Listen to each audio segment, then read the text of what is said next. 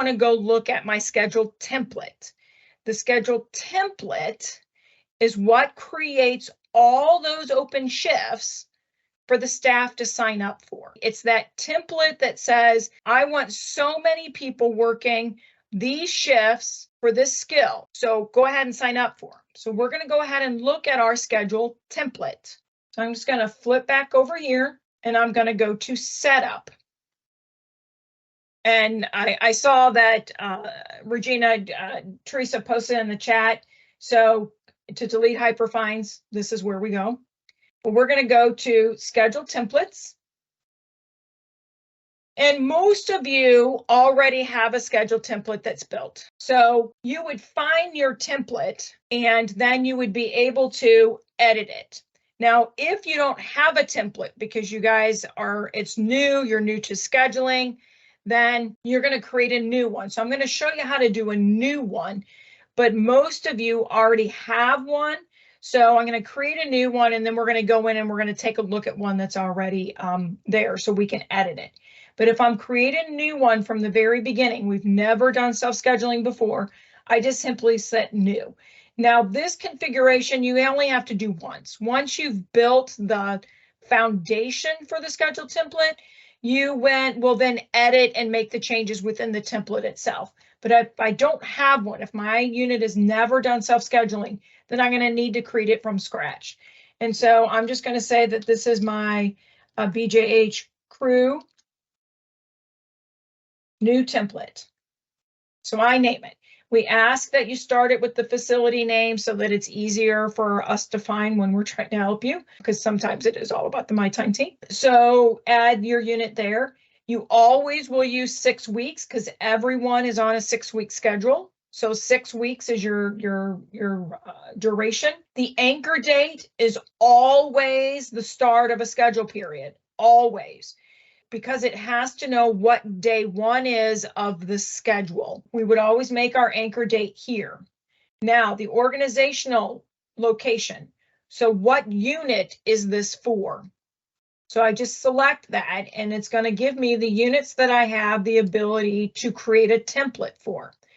Now, one of the things that happens is that somebody may say, well, I want to create a template with just the nurses. So I go down to the nurse level. I will tell you, I do not recommend you doing this. Even if you're only going to create it for call and you're only going to create it for your techs, still do it at the parent level. You can still only do it for the nurses.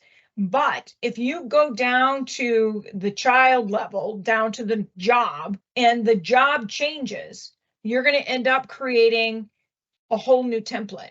But if I created it at the parent, then if something changes below, I can just edit my current template to do it. So even though you may want to create separate templates for call, for your patient care techs, your secretaries, instead of creating them all for one, you still want to do your baseline configuration for everything. So I can create this for everything and say, you know, this is for, maybe I just do it for the nurses. I'm going to label it, this is my nurse one. That's fine, but it's still at the base. And I would create it the same way for my patient care techs. Do it at the parent. I can name it differently. And when I create it, I just do it for the techs. But this allows me some flexibility. So always create it at the parent location when you're doing your first one. And then you're going to save and return. Then it will be there available for me to go ahead and start building. As you can see, I have access to a lot.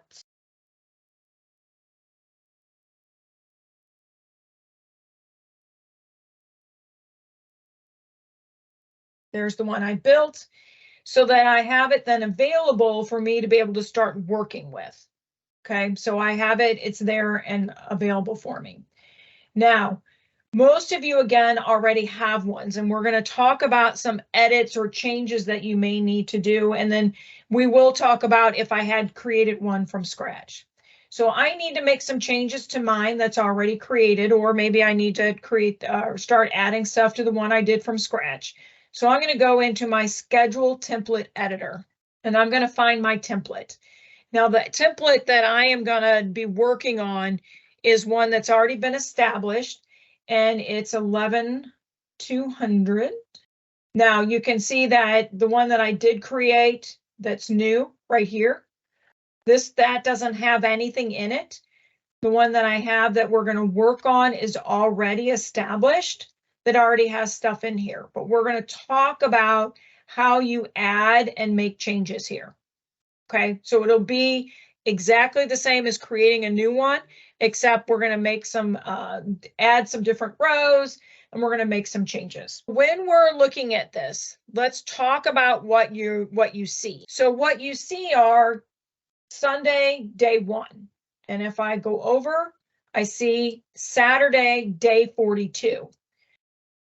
Now, this is not obviously dates. This is the position of the schedule. So this is day 1. That's day 42, 6 weeks. So the first Sunday of the schedule, the last day of the schedule.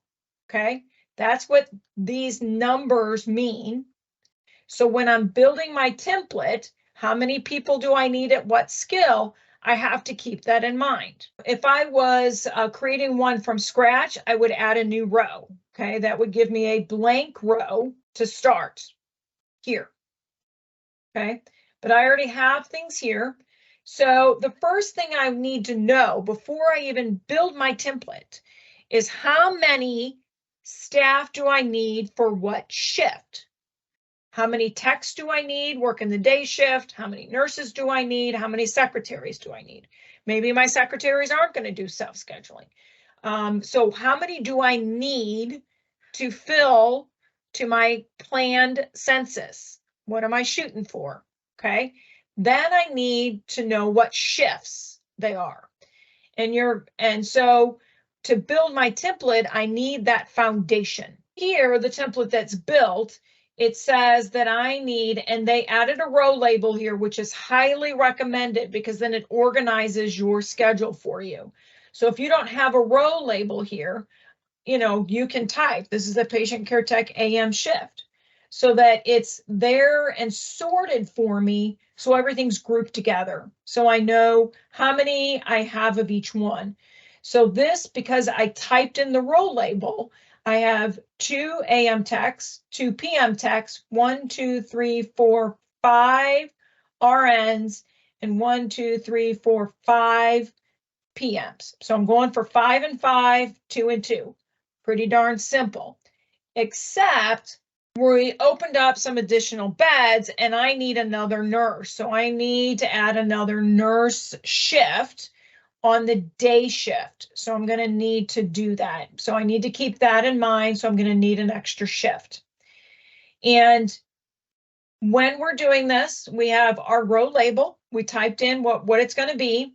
The job. So what job is this? So if I double click in it, I'm able to then select the job. So this is a patient care tech shift. This is where, because I went at the parent level, I do have all the jobs here, but I get to pick it. I get to say this is a patient care tech. Okay.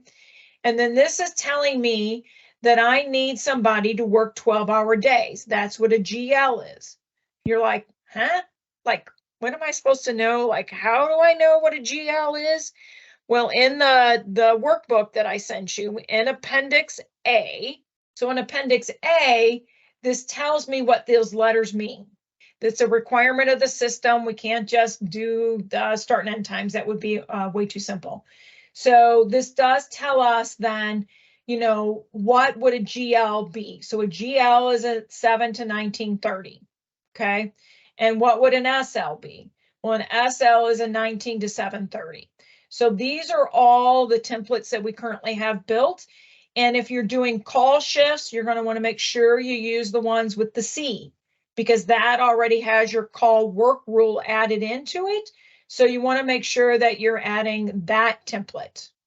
So you have an example. Now, if you start using self-scheduling and you go in there and you try and find your template and you're like, it's nowhere to be found, you can email the MyTime team, give us what your shifts are, and then we will be happy to create a template for you.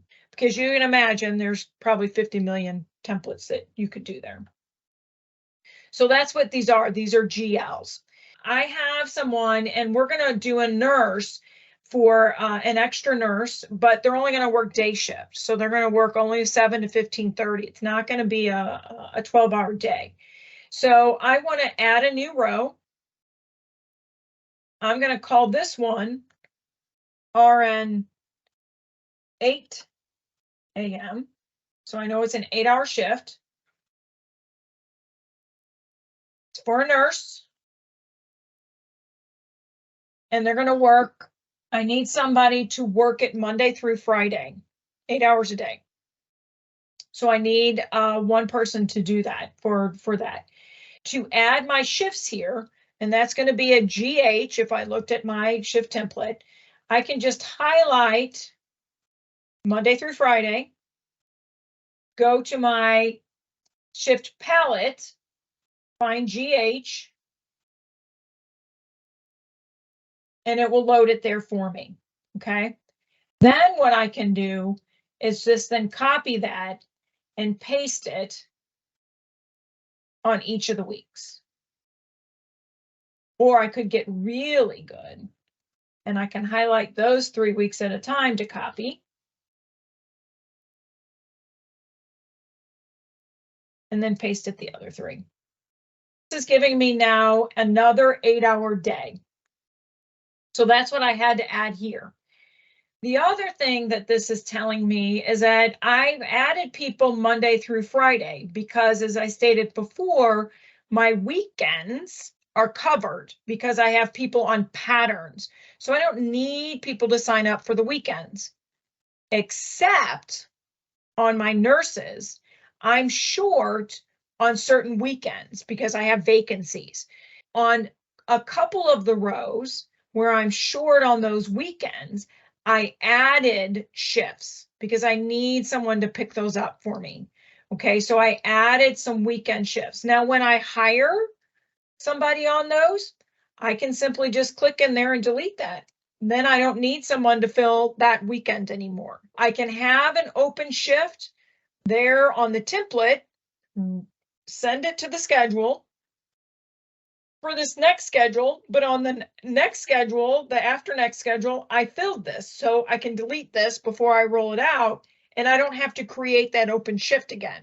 So I can manage things within the template. And right now I'm not affecting the schedule at all because I haven't said, roll this out and create open shifts. I'm managing this as I'm going about. So when you are reviewing your templates or creating new ones, you want to make sure that you have the right number of shifts with the right skill.